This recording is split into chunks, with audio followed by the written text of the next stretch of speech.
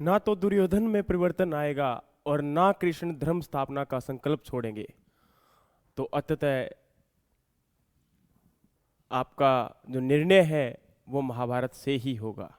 तो साथियों, इसी के साथ आपको पता है कि आज हमारा एक निर्णय आया है जिसके अंदर इंडियन गवर्नमेंट ने आपके किसानों की बात सुन ली है और किसानों के लिए हरी झंडी आ चुकी है कि जो कृषि कानून थे वो वापस लिए जा चुके हैं।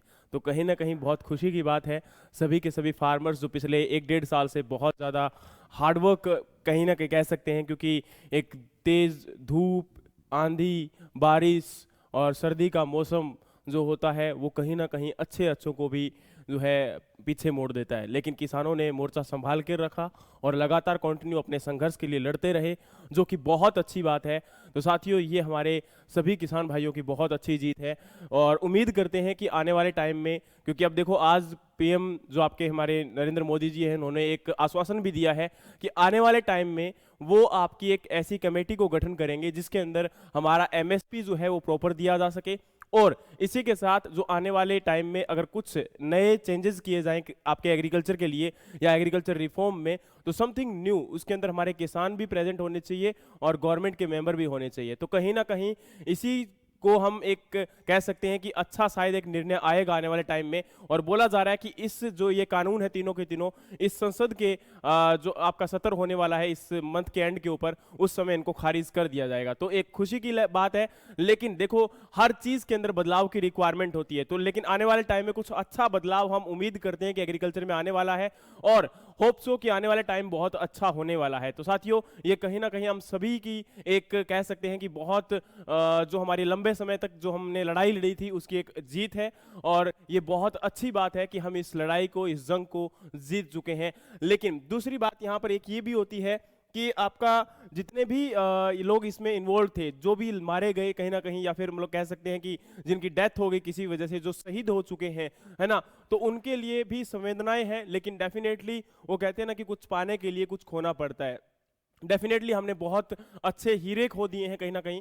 लेकिन देखो, आपकी स्वतंत्रता की लड़ाई जब हुई थी तो उस समय भी हमने भगत सिंह, चंद्रशेखर आजाद जैसे कुछ हीरे हमने खोए थे। हाँ, कुछ लोग कह सकते हैं, या कुछ लोग तो नहीं कहूँगा, लेकिन अभी एक रिसेंट एक अवार्ड विनर ने बोला था कि आपका जो है उस समय जो आज़ादी मिली थी वो तो भीख थी, लेकिन 2014 में आज़ादी आई थी। तो उन लोगों के लिए एक थप्पड़ मारने वाली बात होती है, उन लोगों को तो कहीं घसीटना चाहिए। क्योंकि रीज़न क्या है, या जो उस टाइम पर हमारे जो हीरे थे, हमारे चंद्रशेखर, या फिर अगर हम बात करते हैं भगत सिंह, राजगुरु, सुखदेव, उन लोगों ने क्या किया था, रानी लक्ष्मीबाई, तो वो क्या थे भाई, उन्होंने क्या किया था, उन्होंने मतलब टाइम पास किया था क्या? तो देखो साथियों, ये चीजें ये लोग बोलते रहते हैं क्योंकि रीजन क्या है, इनको ना तो ये पता होता कि हुआ क्या है ना, ये नशे में होते हैं और नशे में बोलते रहते हैं। इनका मतलब कसूर इनका नहीं होता एक्चुअल में, है ना, ये जो, क्योंकि डेफिनेटली उसने खुद ने भी बोला था कि जब मैं इंडस्ट्री में आई थी तो उससे पहले नशे में थी।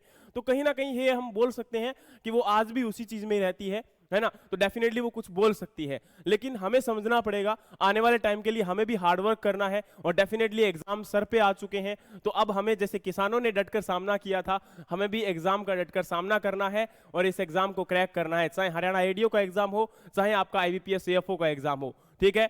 और इसी के साथ साथियों, मैं आपको एग्रीमेंटर के अंदर जो आपकी दो उपलब्धि हैं उनको भी आपको बताना चाहूंगा। रिसेंट में चंद्रभान और आपके यहाँ पर दूसरे पर्सन हैं बलविंदर पूनिया, इन दोनों ने ही आपका जो असिस्टेंट प्लांट प्रोटेक्शन ऑफिसर का एग्जाम जो है वो क्रैक किया है ऑल ओवर इंडिया लेवल पर। और राजस्थान से ये दो ही पर्सन है जो सिलेक्ट हुए हैं, तो डेफिनेटली बहुत खुशी की बात है।